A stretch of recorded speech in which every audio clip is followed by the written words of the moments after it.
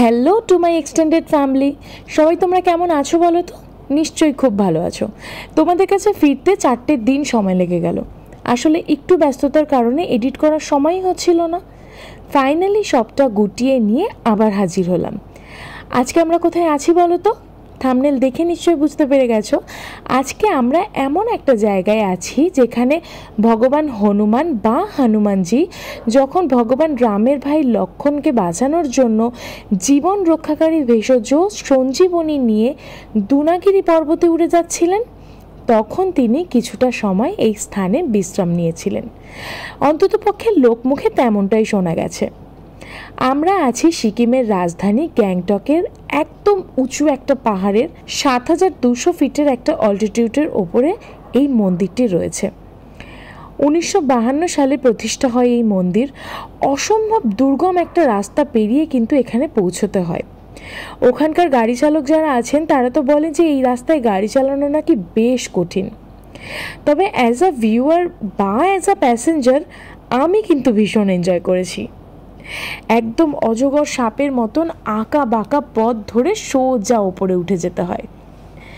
ঢোকার পর গাড়ি রেখে ভেতরে কিছুটা হেঁটে গিয়ে জুতো খুলে তারপরে সিঁড়ি বেয়ে চলে যেতে হয় মন্দিরে। নিচের ওয়েদার মানে গ্যাংটকের সিটির যে ওয়েদার আর এখানকার ওয়েদারের মধ্যে কিন্তু বিস্তর ফারাক। ভীষণ কনকনে একটা ঠান্ডা, তার সঙ্গে প্রবল হাওয়া। মানে হাওয়া এই সময়ে, গরমের সময়, আমরা যেই সময় গেছি গরমে, এই সময়ে এত ঠান্ডা, না জানি শীতের সময় কি অবস্থা হবে এখানে। আর হবে নাই বা কেন বলো, ৭,২০০ ফিট ওপরে রয়েছি। যেমন অসাধারণ প্রাকৃতিক সৌন্দর্য তেমন সুন্দর মন্দির। অনেকটা সিঁড়ি ভেঙে ওপরে উঠে যেতে হয়, তারপরে ভগবান দর্শন। তবে ফটোগ্রাফি প্রহিবিটেড থাকার জন্য মন্দিরের ভেতরটা আর মূর্তি দর্শন তোমাদেরকে করাতে পারলাম না। এই মন্দির কমপ্লেক্সটা রক্ষণাবেক্ষণের দায়িত্বে রয়েছে আমাদের ইন্ডিয়ান আর্মি। এই হচ্ছে হনুমান টক, সিকিমের হনুমান টক। প্রচুর বড় একটা জায়গা জুড়েই পুরো কমপ্লেক্সটা রয়েছে। যদি খুব তাড়াতাড়ি ঘুরেও আমরা বেরিয়ে আসতে চাই, তবুও মিনিমাম হাতে আধ ঘন্টা সময় নিয়ে যেতেই হবে। এতক্ষণ ধরে তোমাদের যা যা দেখালাম সবটাই কিন্তু মন্দিরের ভেতরে, মানে যে বললাম সিঁড়ি দিয়ে ওপরে উঠে যেতে হবে, সেই ওপরেরই অংশ এটা। মানে এটা নিচের থেকে ওপরের দিকে উঠে যে জায়গাটা, সেই জায়গাটা সেটাই এতটা।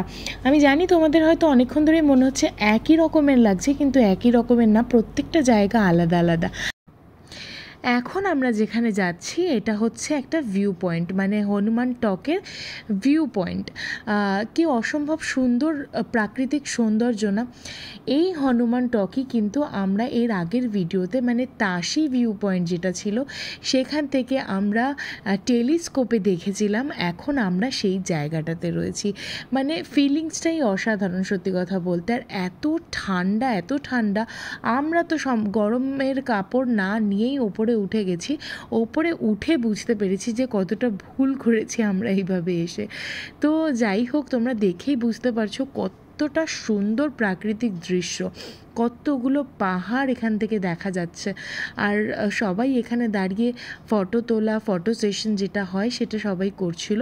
কিন্তু আমাদের এতটাই ঠান্ডা লাগছিল যে দাঁড়ানোর মতন উপায় ছিল না আর কি। আর একটু আগে যেটা দেখলে ওই যে ফানের লিলি, দেখেছো কত সুন্দর লিলি এখানে।